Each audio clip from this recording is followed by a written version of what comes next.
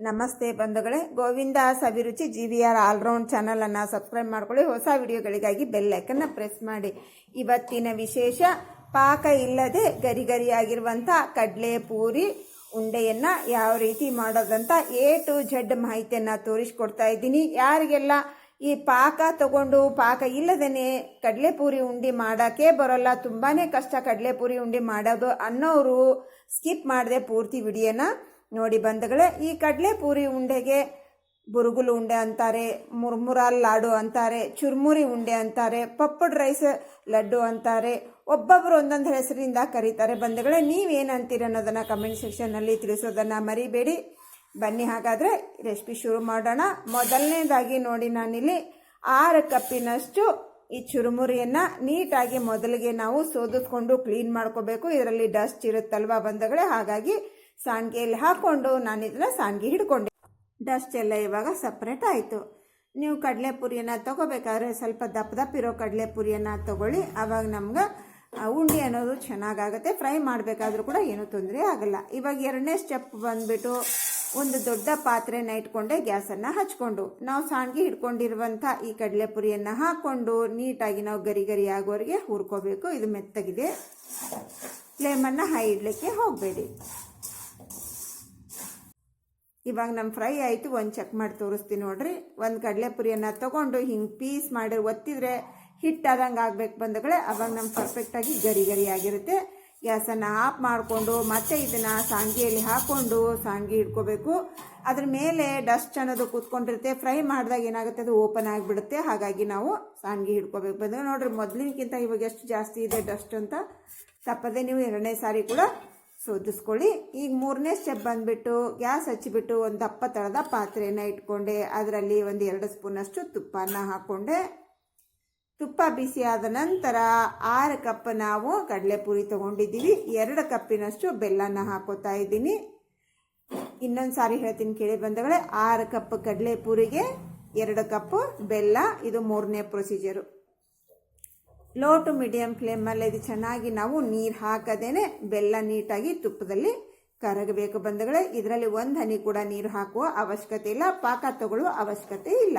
ಇದು ಈಸಿಯಾಗಿ ಬೇಗನೆ ಕರಗುತ್ತೆ, ನಮಗೆ ಟೈಮ್ ಏನು ತಗೊಳ್ಳಲ್ಲ. ಚೆನ್ನಾಗಿ ನೀವು ಬೆಲ್ಲನ ಸಣ್ಣಗೆ ಕುಟ್ಕೊಳ್ಳಿ ಬಂಧುಗಳೇ, ಅಂದರೆ ಕಷ್ಟ ಆಗಲ್ಲ. ನೀವು ದಪ್ಪ ದಪ್ಪ ಕಣ್ಣಿ ಇತ್ತು ಅಂದರೆ ಅದೇನಾಗುತ್ತೆ, ತುಂಬಾ ಕಷ್ಟ ಆಗುತ್ತೆ, ಕರಗಲಿಕ್ಕೆ ತುಂಬ ಟೈಮ್ ತಗೊಳುತ್ತೆ. ಈಗ ನೋಡ್ರಿ, ನೋಡ್ತಾನೆ ನಮ್ಮ ಬೆಲ್ಲ ಅನ್ನೋದು ನೀಟಾಗಿ ಎಲ್ಲ ಕರಗಿತು. ಬೆಲ್ಲದ ಹಳ್ಳ ಅನ್ನೋದು ಏನೂ ಇಲ್ಲ ಇದರಲ್ಲಿ.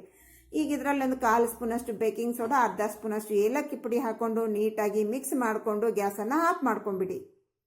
ನೋಡ್ರಿ, ನಮ್ಮ ಚೆನ್ನಾಗೆಲ್ಲ ನೀಟಾಗಿ ಕರಗ್ತು. ನೋಡ್ರಿ ಎಷ್ಟು ನಮ್ಮ ಬೆಲ್ಲ ಯಾವ ಥರ ಹಗುರಾಗುತ್ತೆ ನೋಡ್ರಿ. ಹಿಂಗೆ ಮಾಡಿದ್ರೆ ನಮ್ಮ ಕಡಲೆಪುರಿ ಅನ್ನೋದು ನೀಟಾಗುತ್ತೆ, ಚೆನ್ನಾಗಿ ಬರುತ್ತೆ, ಮತ್ತು ಒಜ್ಜೆನೂ ಆಗಲ್ಲ ಬಂಧುಗಳೇ, ಗಟ್ಟಿಗೂ ಆಗಲ್ಲ ಕಡಲೆಪುರಿ. ಹಾಗಾಗಿ ಸ್ವಲ್ಪ ಹಾಕ್ಬೇಕು ನಾವು. ಈಗ ನೋಡ್ರಿ, ಗ್ಯಾಸ್ ಆಫ್ ಮಾಡ್ಕೊಂಡಿದ್ದೀನಿ. ಮತ್ತು ನೀವು ನಾವು ಒಲೆ ಮೇಲೆ ಇಟ್ಕೊಂಡು ಕೈ ಆಡಿಸ್ತೀನಿ ಅಂದರೆ ನನ್ನ ಆನ್ ಇದೆ ಅಂತ ತಿಳ್ಕೊತೀರಿ ಅಂದ್ಕೊಂಡು ಎತ್ತಿ ಕೂಡ ನಾನು ತೋರಿಸಿದೆ. ನಾನು ಇವಾಗ ಮಿಕ್ಸ್ ಮಾಡಬೇಕಾದ್ರೆ ನಮ್ಮ ಕಡಲೆಪುರಿ ನೋಡ್ರಿ ಗಿಲ ಗಿಲ ಅಂತ ಸೌಂಡ್ ಬರ್ತಾ ಇದೆ. ನಾವೀಗ ಬೆಲ್ಲದ ಈ ಬಿಸಿ ಬಿಸಿ ಬೆಲ್ಲದ ಪಾಕದಲ್ಲಿ ಹಾಕಿದರೂ ಕೂಡ ಕಡಲೆಪುರಿ ಅನ್ನೋದು ಮೆತ್ತಗಾಗಲ್ಲ ಬಂಧುಗಳೇ, ಯಾಕಂದರೆ ಅದರಲ್ಲಿ ನಾವು ನೀರೇ ಹಾಕಿಲ್ಲ. ಹಾಗಾಗಿ ಕಡಲೆಪುರಿ ಗರಿ ಗರಿ ಆಗಿರುತ್ತೆ. ನೀಟಾಗಿ ನೋಡ್ರಿ ಚೆನ್ನಾಗಿ ಮಿಕ್ಸ್ ಮಾಡ್ಕೋಬೇಕು. ಸ್ವಲ್ಪ ಇದನ್ನು ಫಾಸ್ಟ್ ಮಾಡ್ಕೊಳ್ಳಿ. ತುಂಬಾ ಸ್ಲೋ ಮಾಡಿಕೊಂಡ್ರೆ ಕಡಲೆಪುರಿ ಅನ್ನೋದೇನಾಗುತ್ತೆ, ಉದುರು ಆಗಿಬಿಡುತ್ತೆ ಬಂಧುಗಳೇ. ಹಾಗಾಗಿ ಸ್ವಲ್ಪ ಇದನ್ನು ಫಾಸ್ಟ್ ಮಾಡ್ಕೋಬೇಕು. ಈಗ ನೋಡ್ರಿ, ಎಲ್ಲ ನಾವು ಮಿಕ್ಸ್ ಮಾಡ್ಕೊಂಡಾಯಿತು. ಕೈಗೆ ಸ್ವಲ್ಪ ತುಪ್ಪವನ್ನು ಹಚ್ಕೊಂಡು ಇದು ಸ್ವಲ್ಪ ಉಗುರು ಬೆಚ್ಚಗಿರುವಾಗಲೇ ಕಟ್ಟಬೇಕು ಬಂಧುಗಳೇ. ಇದು ತಣ್ಣಗಾದ್ಮೇಲೆ ಕಟ್ಟಲಿಕ್ಕೆ ಬರೋಲ್ಲ, ಪುಡಿ ಪುಡಿ ಆಗಿಬಿಡುತ್ತೆ. ಈಗ ಸ್ವಲ್ಪ ತುಪ್ಪನ ಹಚ್ಕೊಂಡು ಒಂದೇ ಕೈಯಿಂದನೇ ನಾನು ತೋರಿಸ್ತಾ ಇದ್ದೆ ಬಂಧುಗಳೇ. ನೀವು ಒಂದೇ ಕೈಯಿಂದನೇ ಕಟ್ತೀರಿ, ನಮಗೆ ಬರಲ್ಲ ಅನ್ನೋರಿಗೋಸ್ಕರ ಅಂದ್ಕೊಂಡು ಮತ್ತೆ 2 ಕೈ ತುಪ್ಪನ ಹಚ್ಕೊಂಡು ನಾನು 2 ಕೈಯಿಂದ ಕಟ್ಟೋದನ್ನು ತೋರಿಸ್ತಾ ಇದ್ದೀನಿ.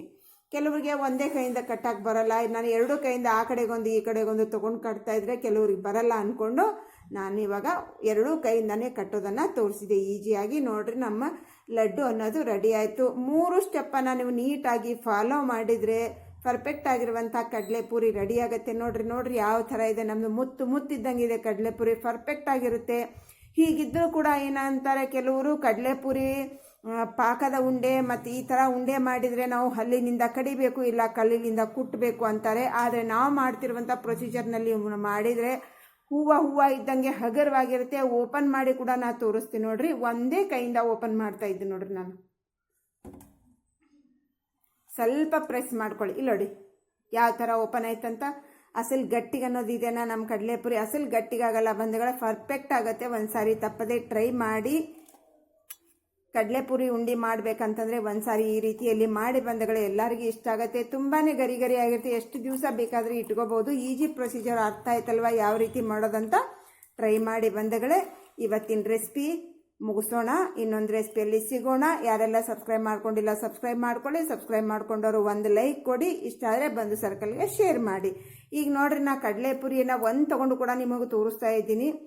ಓಪನ್ ಮಾಡಿದರೂ ಕೂಡ ಮೆತ್ತಗಾಗಲ್ಲ, ಅದು ಗಟ್ಟಿಗೆನೇ ಇರುತ್ತೆ. ನೀವು ಎಷ್ಟು ಚೆನ್ನಾಗಿ ಪ್ರೆಸ್ ಮಾಡಿ ಗಟ್ಟಿಗಿರುತ್ತೆ. ನೋಡಿದ್ರಲ್ವ, ಪರ್ಫೆಕ್ಟ್ ಆಗಿರುವಂಥ ಕಡಲೆಪುರಿ ಮಾಡುವ ವಿಧಾನ A to Z ಮಾಹಿತಿಯನ್ನು ನಿಮಗೆ ತೋರಿಸ್ಕೊಟ್ಟಿದ್ದೀನಿ. ಒಂದು ಸಾರಿ ಟ್ರೈ ಮಾಡಿ. Thanks for watching. ಬಾಯ್.